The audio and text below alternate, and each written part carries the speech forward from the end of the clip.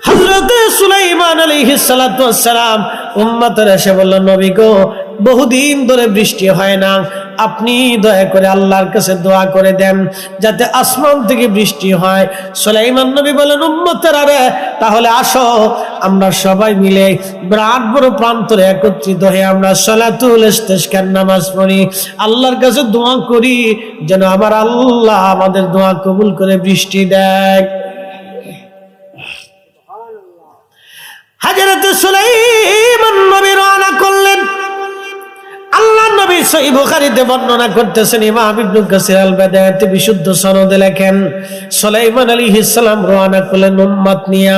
কিছু দূর যাওয়ার পরে দেখে সুলাইমান একটা ব্যাঙ দুই পায়ের উপরে ভর দিয়া, ব্যাঙের দুইটা হাত আল্লাহর আসমানে বাড়াই দিয়া আল্লাহরে বলে, ইয়া রাব্বি, আমরা রে ব্যাঙ বানাইছো, পানি ছাড়া বাঁচতে পারি না আল্লাহ, পানি ছাড়া ভালো লাগে না, বহুদিন তুমি বৃষ্টি দাও না গো আল্লাহ, আল্লাহ আমরা রে ব্যাঙ বানাইছো, তোমার মাখলুক বানাইছো আল্লাহ, তুমি বৃষ্টি না দিলে কোথায় বৃষ্টি পাবো আল্লাহ, আল্লাহ বৃষ্টি দিয়ে আমাদের কলিজা ঠান্ডা বানাও, বৃষ্টি ছাড়া আমরা ব্যাঙ বাঁচতে পারি না, আল্লাহ পানি দাও।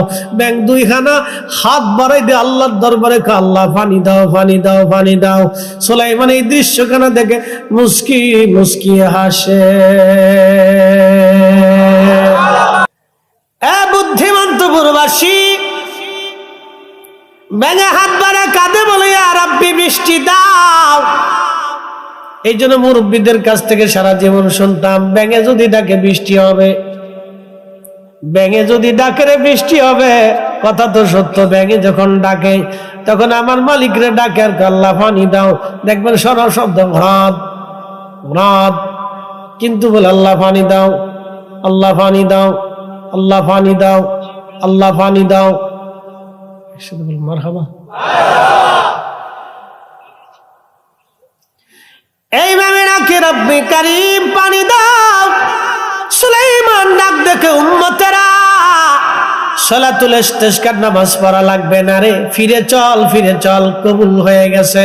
বলে হুজুর, নামাজও পড়লাম না, দোয়াও করলাম না, বৃষ্টি কেমনে হবে?